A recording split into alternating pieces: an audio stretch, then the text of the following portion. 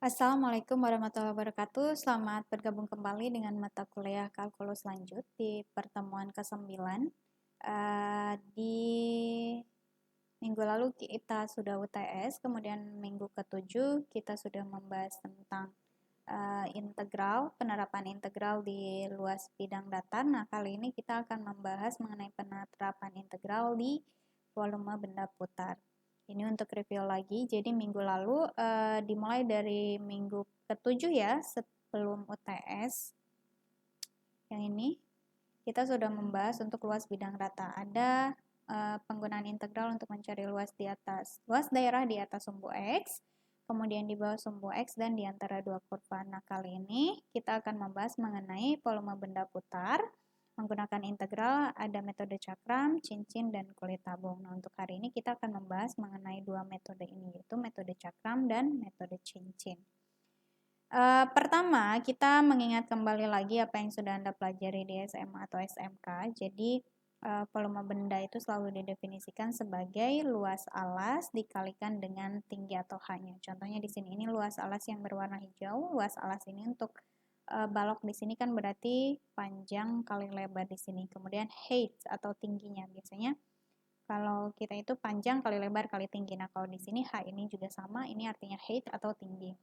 Kemudian untuk benda putar seperti ini misalnya tabung. Tabung luas alasnya adalah lingkaran yaitu PR kuadrat. Ini kan PR kuadrat ya. Jari-jari kuadrat, jari-jari itu ada di sini. Kemudian ini R, kemudian dikalikan dengan tingginya juga yaitu height. Kemudian ada misalnya tabung tapi tengahnya bolong, misalnya donat dan lain sebagainya ya. Jadi luas alasnya itu adalah luas ini nih. Jadi kan ada lingkaran dalam dan lingkaran luar. Jari-jari lingkaran luarnya itu jadi nanti dikurangi dengan lingkaran dalam yang ini, yang bolongnya ini yang berwarna ungu. Cara mencari luas alasnya berarti luas lingkaran yang besar dikurangi dengan lingkaran yang kecilnya. Yang berwarna hijau itu adalah selisihnya. Berarti nanti jari-jarinya adalah selisihnya. Selisih antara jari-jari yang besar dengan yang kecilnya. Dikalikan dengan sama tinggi, yaitu height. Nah, misalnya kita memiliki volume benda putar seperti ini. Untuk mencari luasnya, kita harus menggunakan sama seperti yang sudah saya jelaskan di sebelumnya. Ada jumlah Riemann, berarti kita partisi setiap ini dipotong-potong bendanya. Atau misalnya kita punya buah mangga dan misalnya buah apel kita potong-potong, setiap potongan itu kita cari luasnya.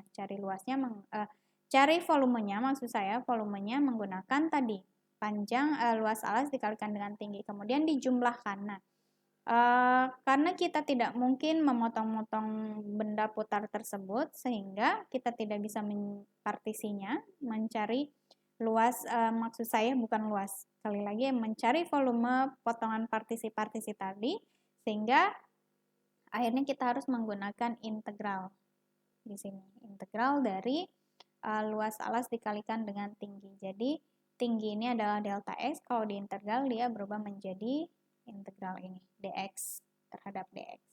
AX adalah luas alasnya. Nah, pertama tadi di awal saya sebutkan bahwa untuk mencari volume benda putar itu ada 3 metode, cakram, cincin, dan kulit tabung. Kali ini yang pertama kita bahas adalah metode cakram.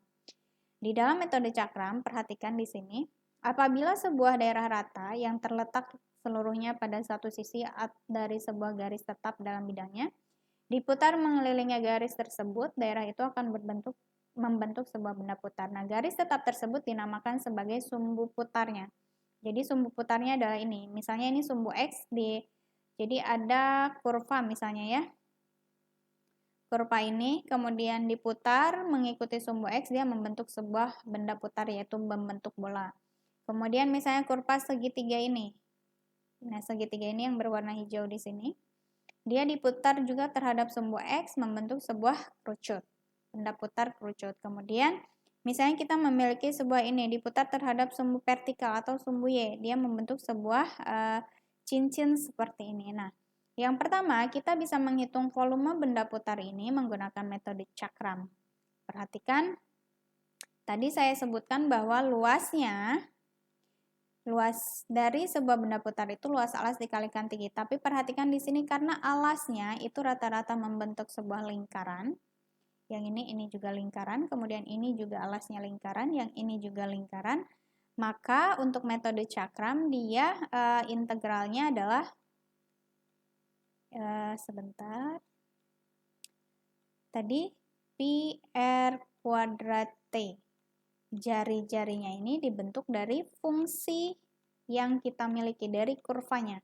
Jari-jarinya adalah fungsi kurvanya. T ini adalah delta X-nya, di mana nanti di integral dia berubah menjadi dx. Jadi integralnya luas, ketika kita mencari volume benda putar menggunakan metode cakram, kita menggunakan formula ini. V dari integral A sampai dengan B dari fx dikuadratkan dx. Fx ini adalah jari-jarinya. Ini adalah jari-jarinya dikuadratkan.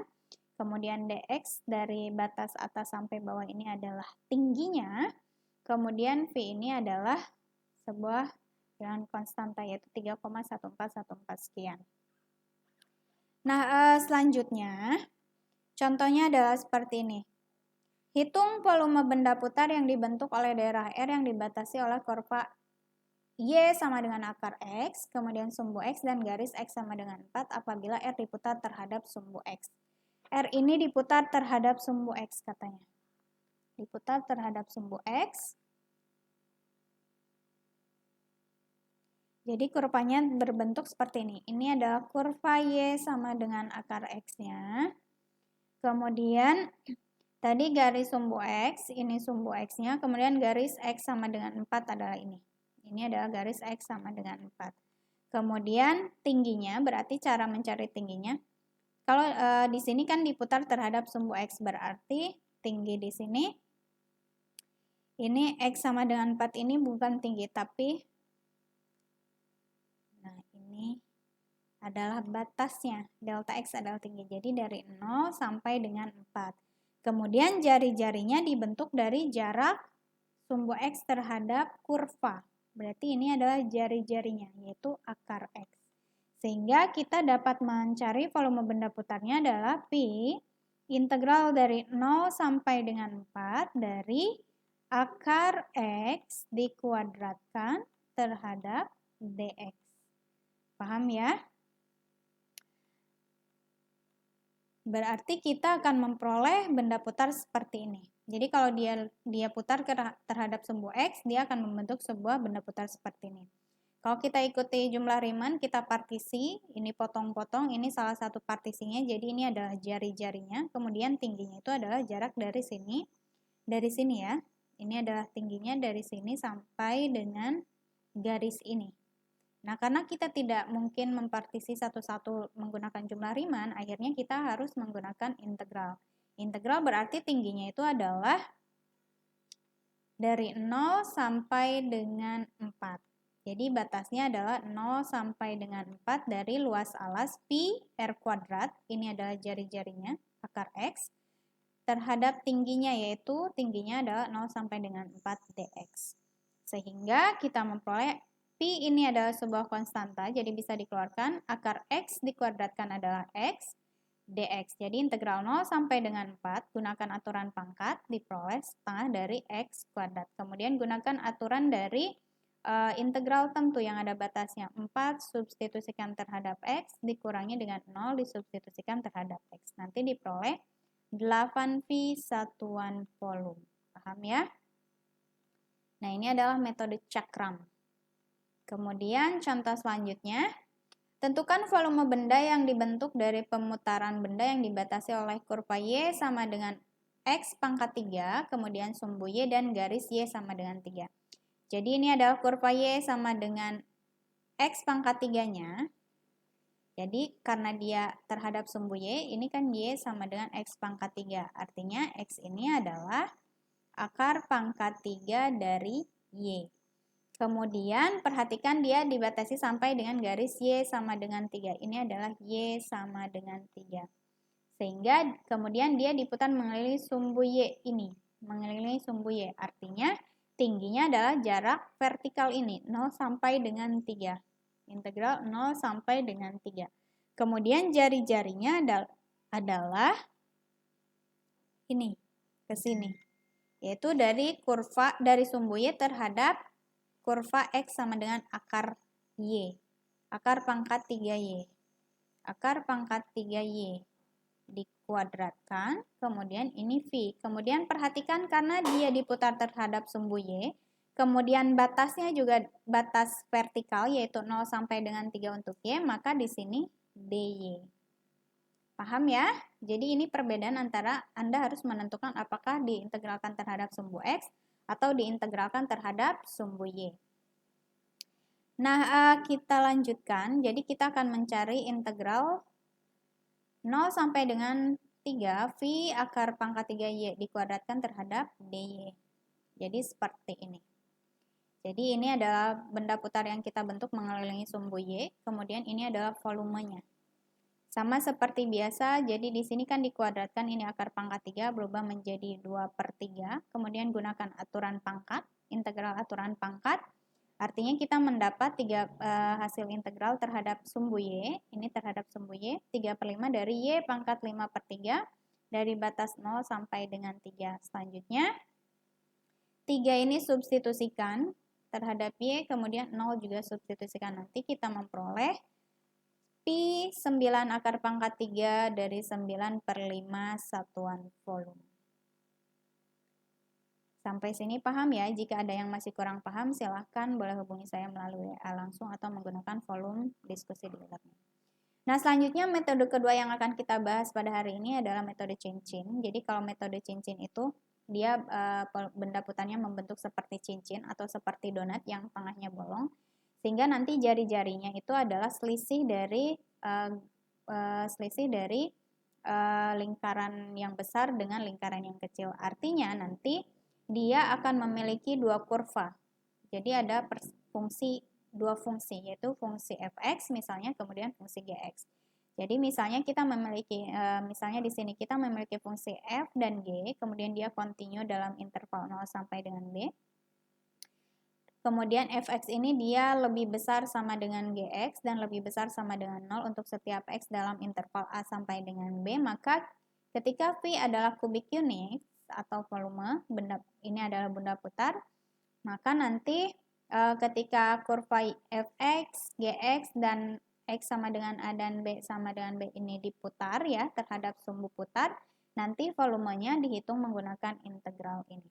Jadi V integral A sampai dengan B dari fx kuadrat dikurangi dengan gx kuadrat dx. Ini catatannya tidak selalu fx dikurangi gx, tapi nanti melihat kurva mana yang membentuk lingkaran luar yang besar dan kurva mana yang membentuk lingkaran kecil di dalam, yang membentuk lubang di tengahnya atau membentuk cincinnya.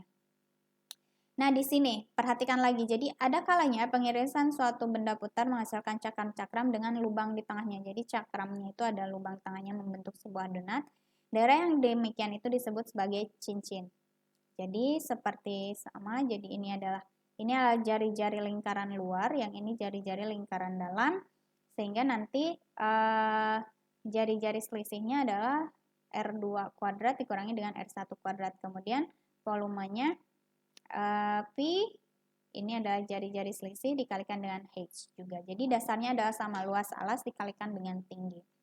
Nah, contohnya di sini misalnya, tentukan volume benda yang dibentuk dengan memutar mengelilingi sumbu X, daerah yang dibatasi oleh parabola Y sama dengan X kuadrat dan Y kuadrat sama dengan 8X. Nanti bentuk dulu kurvanya. Misalnya di sini kurva pertama adalah Y sama dengan akar dari 8X, kemudian kurva keduanya adalah Y sama dengan X kuadrat. Ini membentuk kurvanya, Anda ingat lagi di kalkulus pertamanya. Jadi cari titik potong. Kemudian di sini perhatikan, kita harus mencari batas wilayah untuk untuk batas integralnya. Jadi mencari batas wilayah untuk integralnya itu pertama cari titik potong di sini untuk kedua kurva dan cari titik potong kurva yang di sini. Jadi nanti perhatikan, lihat kurva mana yang ada di atas dan kurva mana yang ada di bawahnya. Nanti ini untuk menentukan fungsi mana yang dikurangi menjadi jari-jari selisihnya. Nah, jadi dapat dilihat nanti kalau kurva tadi kita putar terhadap sumbu putarnya, nanti akan diperoleh benda putar seperti ini. Nah, selanjutnya cari luas, bukan luas, volume benda putarnya. Tadi batasnya adalah 0 sampai dengan 2, 0 sampai dengan 2. Nah, di sini 0 sampai dengan 2. Sampai dengan 2 di sini. 0 sampai dengan 2, kemudian kurva yang atasnya adalah akar dari 8x dan kurva yang bawahnya adalah x kuadrat. Sehingga kita akan mencari volumenya seperti ini. Integral 0 sampai dengan 2 dari V 8x, ini yang letaknya di atas, dikurangi dengan yang letaknya di bawah, dx. Gunakan aturan pangkat untuk integral, kemudian substitusikan batas atas dikurangi dengan batas bawah. Nanti akan diperoleh nilai volumenya adalah 48/5 pi satuan volume. Nah, contoh yang kedua untuk metode cincin, di sini daerah setengah lingkaran yang dibatasi oleh X sama dengan akar pangkat 2 dari 4 dikurangi Y kuadrat, dan sumbu Y diputar mengelilingi garis X sama dengan minus 1. Jadi sumbu putarnya tidak selalu sumbu putar X dan sumbu putar Y. Kemudian di sini susunlah integral yang menentukan volumenya. Jadi kita memiliki setengah lingkaran X sama dengan akar pangkat 2 dari 4 dikurangi dengan Y kuadrat. Kemudian dia mengelilingi garis X sama dengan minus 1. Ini adalah garis X sama dengan minus 1. Artinya jari-jarinya bertambah satu satuan. Di sini 1 jaraknya, kemudian tadi kurva lingkarannya yang di sini berarti ditambah dengan 1. Jadi ini jari-jari lingkarannya. 1 ditambah dengan akar dari 4 dikurangi Y1 karena diputarnya terhadap garis X sama dengan minus 1. Nah, kemudian di sini perhatikan kurvanya. Ini adalah lingkarannya, yaitu akar dari 4 dikurangi dengan Y kuadrat. Kemudian diputar terhadap garis X sama dengan 1. Artinya kita putarnya ini sejajar dengan sumbu Y. Sejajar dengan sumbu Y sehingga dia akan membentuk sebuah batas atau integralnya terhadap sumbu Y. Lihat, walaupun diputar terhadap garis X sama dengan 1, tapi garis X sama dengan 1 ini membentuk sebuah sumbu yang sama dengan sumbu Y. Artinya nanti integralnya berubah terhadap dy. Paham ya? Bukan terhadap X. Kemudian di sini juga persamaannya juga dalam bentuk X sama dengan yaitu dalam bentuk dy. Nah, sehingga kenapa dia batasnya dari minus 2 sampai dengan 2? Karena ini adalah bukan jari-jari diperoleh dari titik potong yang ini. Dari titik potong X dari akar 4 dikurangi Y kuadrat. Jadi ketika Y-nya sama dengan 0, X-nya itu bisa minus 2 dan positif 2. Maka akan diperoleh persamaan seperti ini. Untuk integral minus 2 sampai dengan 2 pi dari ini jari-jari lingkaran dalam, kemudian dikurangi dengan jari-jari lingkaran luarnya yang tadi. Bertambah satu satuan terhadap dy. Nanti akan diperoleh nilainya, silahkan. Saya yakin Anda bisa karena tinggal diintegralkan saja terhadap dy. Nanti substitusikan terhadap batasnya. Nah, itu yang bisa saya sampaikan pada pertemuan kali ini. Silahkan tugasnya dikerjakan, kemudian nanti dikumpulkan di e-learning sesuai dengan instruksi yang saya tuliskan di e-learning. Jika ada yang masih kurang paham, silahkan boleh tanyakan langsung melalui WA ke saya atau melalui forum diskusi di e-learning. Sampai di sini pertemuan hari ini saya akhiri. Wassalamualaikum warahmatullahi wabarakatuh.